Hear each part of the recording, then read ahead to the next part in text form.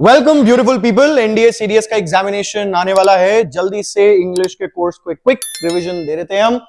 रोज आपके लिए videos post होंगी सारे टॉपिक्स को कवर करती हुई। आज 500 स्पीच से हम शुरू करेंगे। क्यों इंपॉर्टेंट है ये भाई?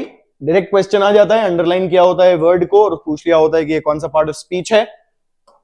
5 क्वेश्चन आ सकते हैं एनडीए में, 10 क्वेश्चन आ सकते हैं सीडीएस में। आएंगे तो एक साथ एक ग्रुप में आएंगे, नहीं तो नहीं आएंगे, कभी अलग अलग भी आ सकते हैं, ऐसी कोई बात नहीं है। चलिए, सबसे पहला नाउन्स। नाउन्स सबको पता होना चाहिए भाई। नाउन्स किसी भी पर्सन, प्लेस, थिंग, एनिमल या आइडिया का नाम है।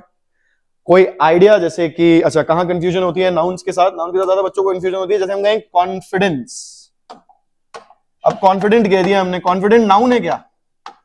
बेटा आपको एक चीज देखनी है, अगर कॉन्फिडेंट के आगे आप कोई और नाउन लगा सकते हो, जैसे बॉय, गर्ल, मैन, वुमन, तो भैया ये नाउन नहीं हो सकता। कैसे नाउन होगा? नाउन के पीछे नाउन थोड़ी ना नाउन को मॉडिफाई करता है, कोई और नाउन को मॉडिफाई करता है। कौन करता है वो भी देखेंगे। तो कॉन्फिडेंट नहीं आएगा। अब कॉन्फिडेंट का नाउन बनता है क्या? कॉन्फिडेंस। अब इसके पीछे कैसे देख सकते हो आप? कॉन्फिडेंस के पीछे यहां पे एक पोजेसिव लगा दो, कोई माय लगा दो। चलो देख लो, माय कॉन्फिडेंस। क्या लिख सकते हो आप? ये माय कॉन्फिडेंस लिख सकते हो भाई, सही है। तो ये नाउन है।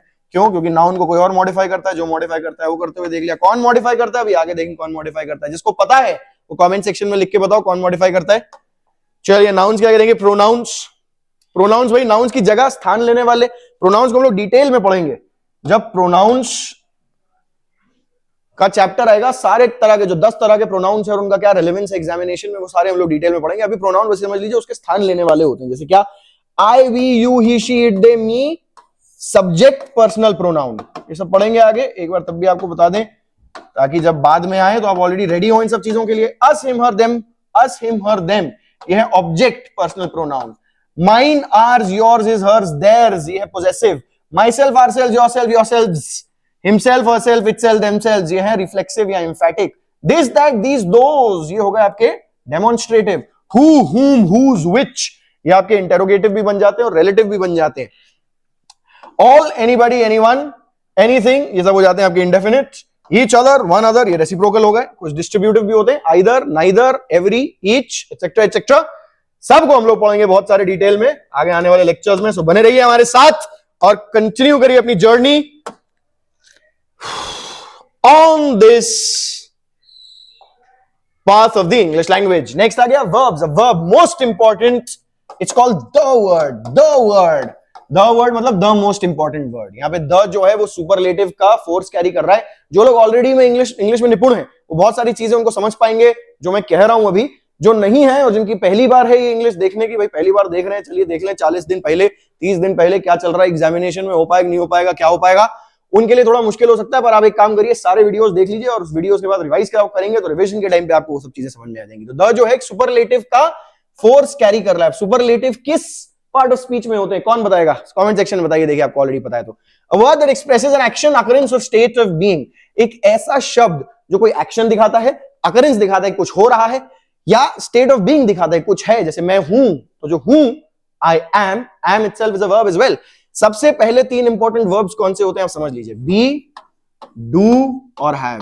ये सबसे पहले इंपॉर्टेंट वर्ब्स हैं, बी, डू, हैव। क्यों? क्योंकि दुनिया में, जीवन में सबसे पहला महत्व है होने का, कि मैं हूं, आई एम।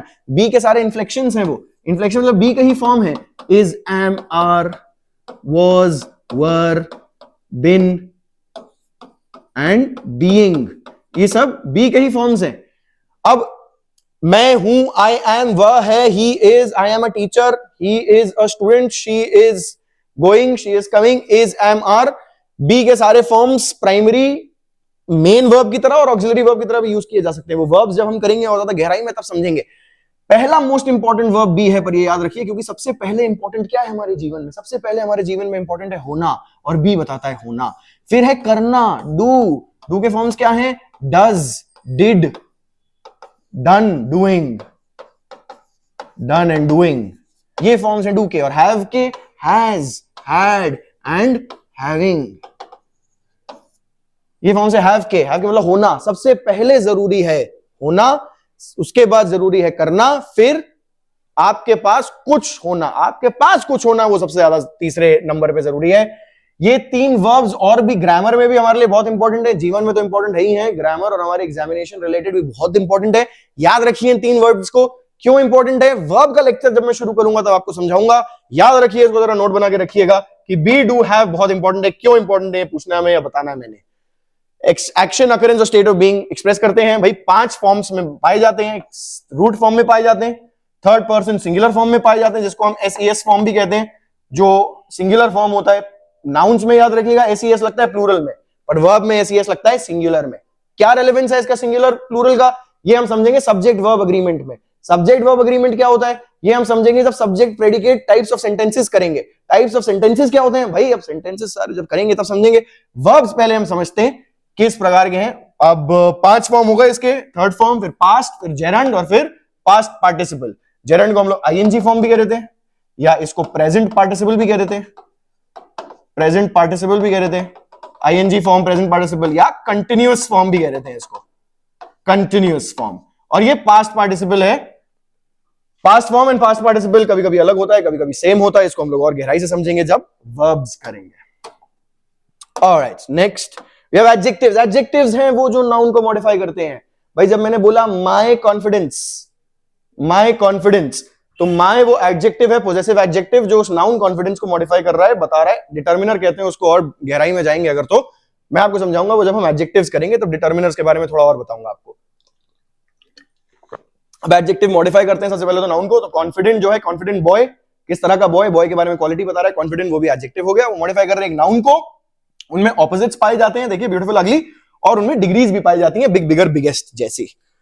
एडवर्ब्स ये करते हैं मॉडिफाई वर्ब, एडजेक्टिव और दूसरे एडवर्ब्स को। पर मजे की बात बताऊं तो ये प्रोनाउंस, नाउन्स, पूरे के पूरे सेंटेंसेस, कंजंक्शंस और प्रीपोजिशंस को भी क्वालिफाई कर सकते हैं। कैसे, जब एडवर्ब्स पढ़ाऊंगा तब बताऊंगा। They indicate how, when, where, to what extent, ये सब बताते हैं कैसे, कब किया, कैसे किया, क्यों किया, कहां किया, किस हद तक किया, ये सब चीजें बताते हैं। इसमें भी ऑपोजिट्स होते हैं, इसमें भी डिग्रीज ऑफ कंपैरिजन होती है, fast, fast, fastest, etcetera etcetera etcetera. Prepositions आ गए। फिर प्रीपोजिशंस क्या करते हैं भाई, प्रीपोजिशंस रिश्ता बताते हैं एक नाउन का किसी वर्ब से। क्या है वो, playing, where, in the garden. तो इन जो है द गार्डन और प्लेइंग के बीच का रिश्ता हमें बता रहा है, उसको हम लोग प्रीपोजिशन कहते हैं। वो एक नाउन और एडजेक्टिव के बीच का रिश्ता भी बता सकते हैं। Is beautiful of hearts, is beautiful of nature, is kind of nature, that means nature और काइंड, दो नाउन और एडजेक्टिव के बीच का रिश्ता बता रहे हैं। And we can also say noun के साथ रिश्ता भी बता सकते हैं, जैसे अनमोल ऑफ लखनऊ, कि मैं लखनऊ से हूं तो Anmol of Lucknow can be said, Anmol belongs to Lucknow, Anmol is of Lucknow, Anmol of Lucknow. तो नाउन और नाउन के बीच में वो डिस्टेंस रिश्ता बता रहे हैं। प्रीपोजिशंस के बारे में बहुत गहराई से हम लोग पढ़ेंगे, वो 4 lectures, different lectures, and we will try to understand what prepositions is. Then conjunctions, दो क्लॉजेस, दो सिमिलर चीजों को जोड़ते हैं। प्रीपोजिशन और कंजंक्शन और एडवर्ब के बीच में कभी-कभी कंफ्यूजन होता है लोगों को, क्योंकि एक ही वर्ड कभी एडवर्ब, कभी कंजंक्शन और कभी प्रीपोजिशन की तरह यूज किया जा सकता है। कैसे पता चलेगा किसकी तरह यूज किया जा सकता है? भैया एडवर्ब किसी भी चीज को किसी चीज से नहीं जोड़ रहा, वो सिर्फ मॉडिफाई कर रहा है किसी वर्ब को, एडजेक्टिव को या दूसरे एडवर्ब को। कंजंक्शन जो है वो दो एक जैसी चीजों को जोड़ता है, या तो वर्ड फ्रेज को वर्ड फ्रेज से जोड़ेगा या क्लॉज को क्लॉज से जोड़ेगा। अब क्लॉज और फ्रेजेस क्या होते हैं जिनको पता है कांग्रेचुलेशंस, जिनको नहीं पता जब टाइप्स ऑफ सेंटेंसेस करेंगे तो उसमें बताऊंगा मैं आपको। जब सब्जेक्ट वर्ब अग्रीमेंट करेंगे तो भी बताएंगे भाई क्लॉज क्या होते हैं, प्रेडिकेट्स में आते हैं। सब्जेक्ट और वर्ब मिलकर, सब्जेक्ट और प्रेडिकेट मिलकर क्लॉज बनता है, फुल स्टॉप लगा दो सेंटेंस बनता है, इत्यादि इत्यादि। और प्रेपोजिशंस जो हैं वो दो अलग अलग चीजों को भी जोड़ सकते हैं, एक फ्रेज या वर्ड को क्लॉज से जोड़ सकते हैं। जैसे आई वाज प्लेइंग, क्लॉज हो गया क्योंकि उसमें एक वर्ब एक सब्जेक्ट है। इन द गार्डन, द गार्डन एक नाउन है अकेला, नाउन और क्लॉज को जोड़ने वाले जो इन है वो प्रेपोजिशन है। तो ये डिफरेंस पता चलता है, किसी चीज को नहीं जोड़ रहा तो एडवर्ब है, एक जैसी चीजों को जोड़ रहा है तो कंजंक्शन है, अलग अलग जैसी चीजों को जोड़ रहा है तो प्रेपोजिशन है। फिर आ गया हमारा इंटरजेक्शन। इंटरजेक्शन, इंटरजेक्शन होते हैं हमारे एक एक शब्द जो भारी भावना को व्यक्त करने के लिए उपयोग किए जाते हैं।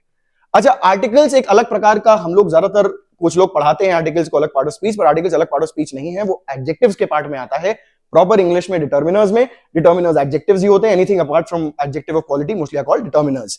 सो डिटर्मिनर्स में ही आर्टिकल्स आते हैं। आर्टिकल्स का हम सेपरेटली पढ़ेंगे, बहुत ज्यादा इंपॉर्टेंस है आपके एग्जामिनेशन के लिए। अब देखिए यहाँ पे कुछ क्वेश्चंस है, क्वेश्चंस में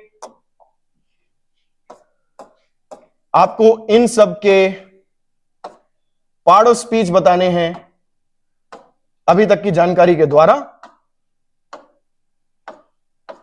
आंसर्स लिख के डालिए कमेंट में। अगला लेक्चर शुरू करते वक्त मैं इसके आंसर से शुरू करूंगा ताकि हमारा रिवीजन भी हो जाए। I have been Anmol as your guide on this journey through the English language in association with Ma Tutorial. Thank you so much for joining in. I shall see you in the next one.